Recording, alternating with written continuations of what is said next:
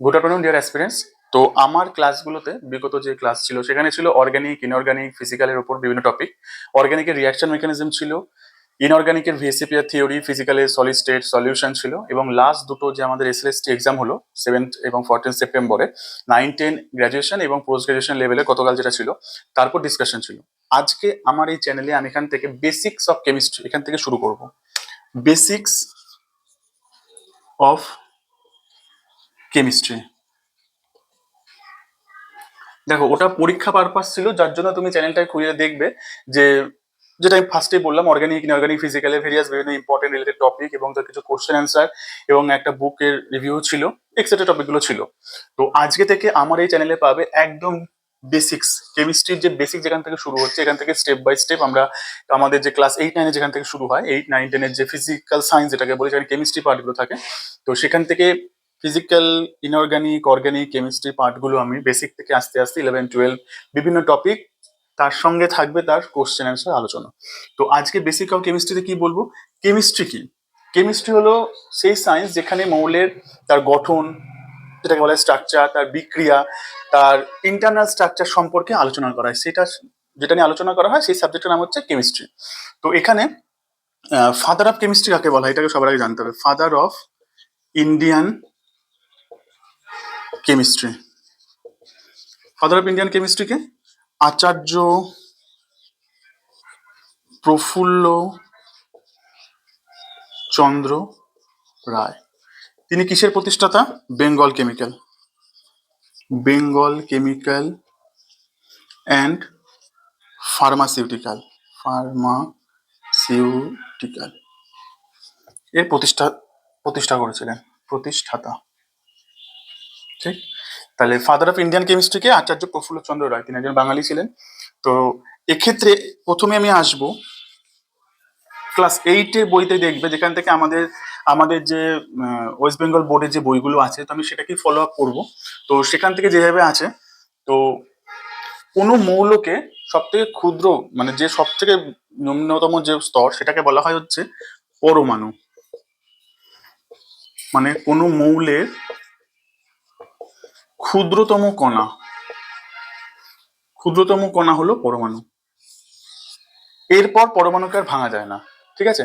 তো এটা হচ্ছে আমার যেমন আমি যদি বলি, আমার হোয়াইট বোর্ডের পেছনে যে দেয়ালটা রয়েছে, এই দেয়ালটাকে প্রত্যেকটা স্ট্রাকচার ইউনিট ব্লক কি একটা ইট, একটা ইটকে আমি পরীক্ষা করি, তাহলে সেখানে কটা ইট আছে সেটাকে এক্সপ্লেন করে আমি দেয়ালের গঠনটা সম্পর্কে একটা আইডিয়া পাবো। ঠিক, মৌলের ক্ষুদ্রতম কণা হচ্ছে পরমাণু, একে ভাঙা যায় না। ঠিক আছে, এরপরে জানবো পরমাণুকেও ভাঙা যায়। তো সব থেকে ক্ষুদ্রতম কণা হলো পরমাণু। পরমাণু দিয়ে আবার অণু গঠিত হয়। কিছু কিছু মৌল আছে এক পারমাণবিক, কিছু কিছু মৌল আছে দ্বিপারমাণবিক। দ্বিপারমাণবিক মানে কি? যেটা দুটো পরমাণু নিয়ে একটা অণু, আবার একটা পরমাণু নিয়েও একটা অণু হতে পারে। আচ্ছা, এরপর আছে ডাল্টনের পরমাণুবাদ। ডাল্টনের পরমাণুবাদ, পরমাণুবাদ 1 নম্বর কি বলছে? 1 নম্বর বলছে প্রত্যেক মৌলের পরমাণুর